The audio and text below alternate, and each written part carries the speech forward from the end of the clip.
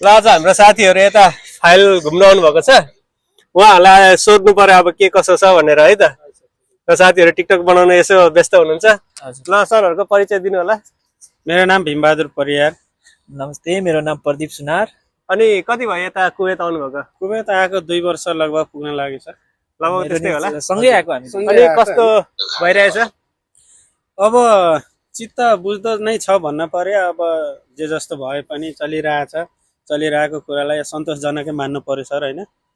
ठिकै छ। कहिलेकाहीँ कुवेतको साथीभाइ छ, कुवेतको बसाइ दुःख पीर जति व्यथा मर्का भए पनि हप्तामा 15 दिनमा 10 दिनमा कहिलेकाहीँ यसो दाजुभाइ यसो साथीभाइ यसो घुमघाम हुन्छ। मन बुझाउनको लागि भए पनि परिवार फ्यामिलीको लागि भनेर दुःख गर्नको लागि यहाँ आइएको छ।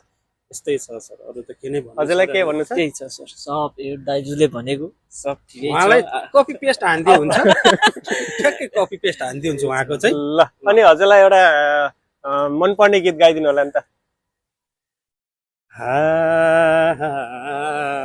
यो बानमा रैन छाचारे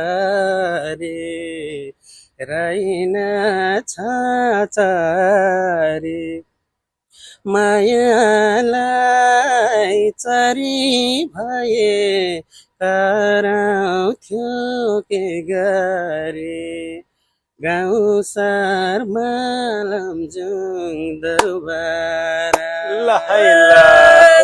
मायालाई दिनी थिए फुल जस्तो जुबाना भइसक्यो मेरो घरबार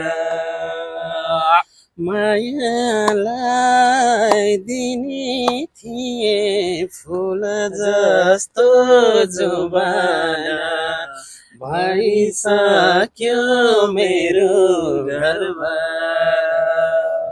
वाह वाह वाह, यस्तो राम्रो कला भएको साथीहरू यहाँ आउनु भएको छ है। अब के भन्नु अरू? ल